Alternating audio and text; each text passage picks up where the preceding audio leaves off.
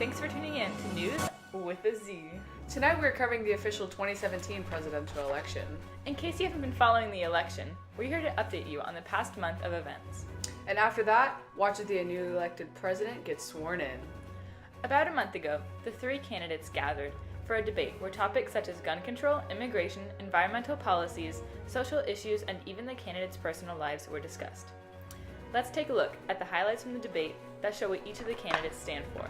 So I don't know how many mass shootings we need to have in this country before we finally create strict, uniform federal law.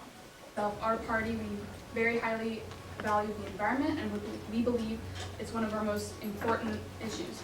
We want to see more federal spending, more federal funding towards the environment because it is critical. And so I'm not saying that more people in this country is necessarily a bad thing, but I'm saying that when you have this amount of people, this influx of immigrants coming into the country, you really have to consider how many of these people are going to contribute positively to the economy.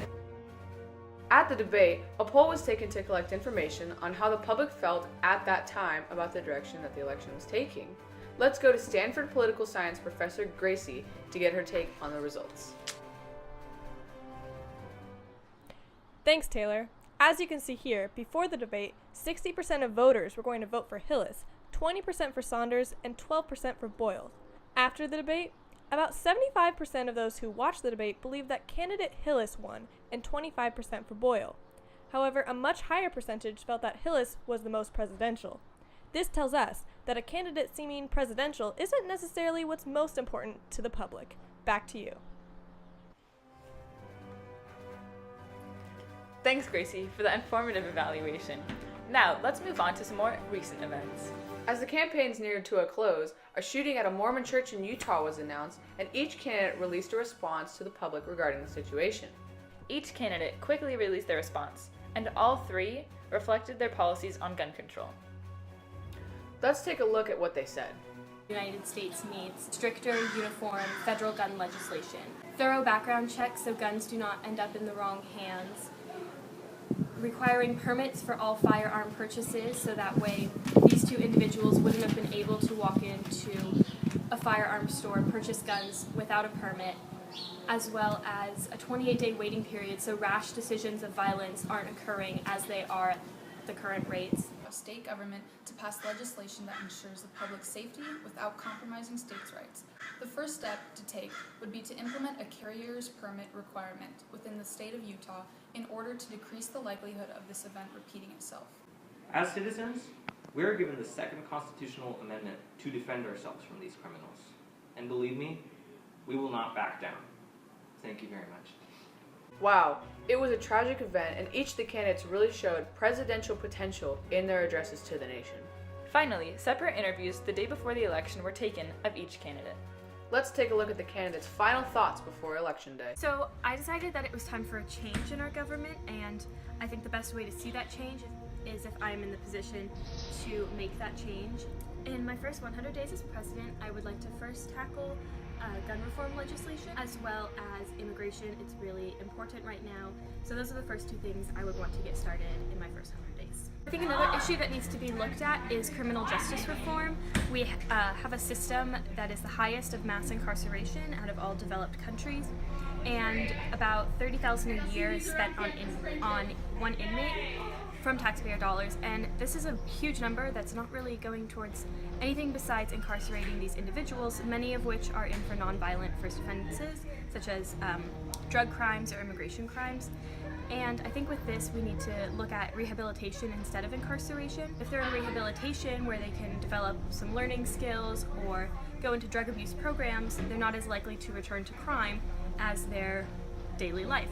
So I think with this rehabilitation instituted into the criminal justice system, we will see better use of taxpayer dollars. I've always been so actively interested in the government and the way it works, and I feel like being president, you have the most impactful position in the nation. I mean, you know, with acceptances, you know, you have to work together with other branches of government like Congress and everything. So I feel like what citizens look for in a leader of their nation is they want somebody who is qualified and knows what they're doing, but yet not somebody who's so elitist that they can't relate. You want somebody who's also like, you know, the average Joe or Jill, but just this overall, all-around, well-developed leader. So I feel like I would fit that role.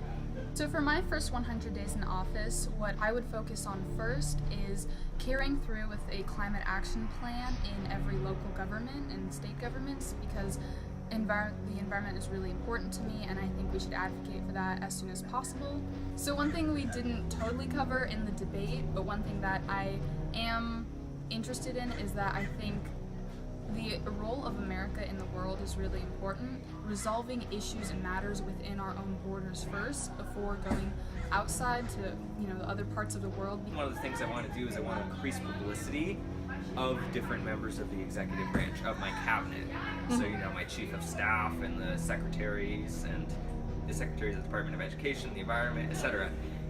I want to make sure that they actually have their voice heard by the American people, because they matter too. The thing that I think a lot of people tend to forget about nowadays, but has been more of an issue ever since the Trump-Clinton election, has been this idea of identity politics and this problem with people in Washington and people all over the world really pandering to certain groups of people just based on how they look or what their gender is or what they sexually identify as or something along those lines.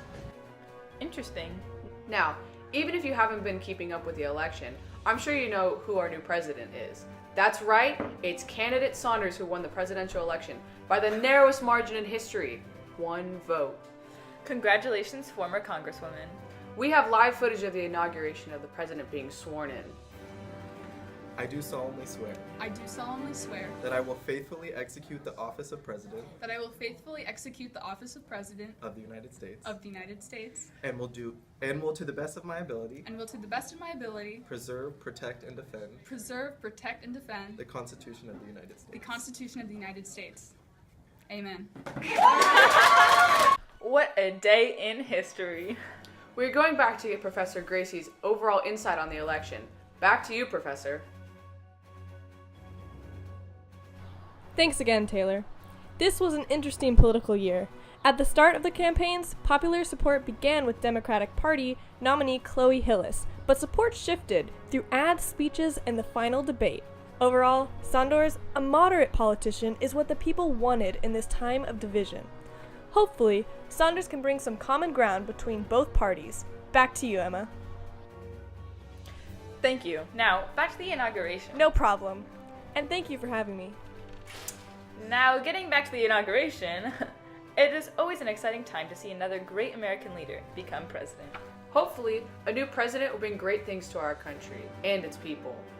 That's it for tonight, folks. Thank you again for tuning in to News with a Z.